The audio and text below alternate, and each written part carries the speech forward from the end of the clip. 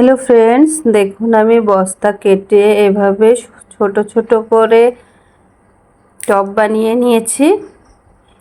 বেশি টাকা দিয়ে টব না কিনে আপনারা কম খরচে এভাবে বস্তা কেটে হাতে সেলাই করে নিতে পারেন। তো এই টমেটো গাছগুলোকে আমি ওই টবের ভিতরে লাগিয়ে দিব।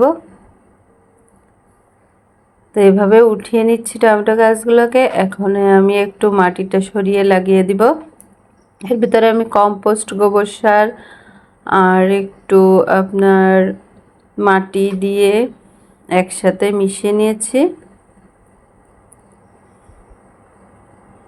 একটু কোকোপিটও দিয়ে দিয়েছি, একটু ডিমের খোসা, একটু ইউরিয়া সার একসাথে দিয়ে মিশিয়ে আমি মাটিটা তৈরি করেছি। এখন আমি এই যে টমেটো গাছগুলোকে দিয়ে দিচ্ছি, আলাদা আলাদা করে লাগিয়ে দিব।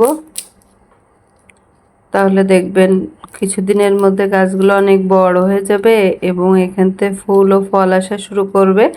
টমেটো গাছের এমনিতেই বেশি একটা যত্নের প্রয়োজন হয় না। এটা অল্প সার দিলেও বা এমনি লাগিয়ে তুলেও প্রচুর পরিমাণে ফলন আসে। আমি এভাবে লাগিয়ে প্রতিদিন এতে জল দিব। আর টমেটো হওয়ার পরে আপনাদের সাথে অবশ্যই শেয়ার করব, তা আপনারা এইভাবে লাগিয়ে নেবেন। এখন মাটিটা সরিয়ে এভাবে বেশি গর্ত করা যাবে না, শিকড়টা শুধু তল পর্যন্ত যাবে, বেশি দূর পর্যন্ত মাটির নিচে দেওয়া যাবে না, তাহলে গোড়াটা পচে যাবে। এজন্য হালকা একটু মাটিটা সরিয়ে গাছটা লাগিয়ে দিবেন।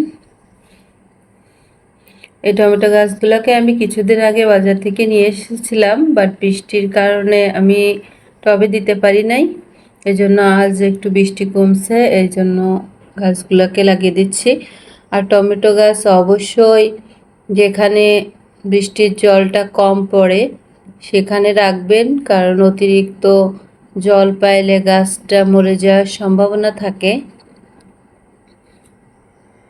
আর এর গোড়া থেকে আপনার পচা পাতা বা পেকে গেছে এমন পাতাগুলা ফেলিয়ে দিবেন। আর মাঝে মাঝে 15 দিন পর পর গাছগুলোতে একটু সার দিয়ে দিবেন, একটু নিম খোল দিয়ে দেবেন যেন ছত্রাকের আক্রমণ না হয়। আর একটু সরিষা খোল আপনারা ভিজিয়ে 2-3 দিন পরে ওইটা দিয়ে দিবেন গাছের গোড়ায়, তাহলে দেখবেন প্রচুর পরিমাণে ফলন আসবে গাছে। টমেটো আর কিনে খাওয়া লাগবে না, এভাবেই আপনারা বাজার থেকে গাছ কিনে এনে টবে লাগিয়ে খেতে পারবেন। দেখুন কত সুন্দর। তো সবাই ভালো থাকবেন।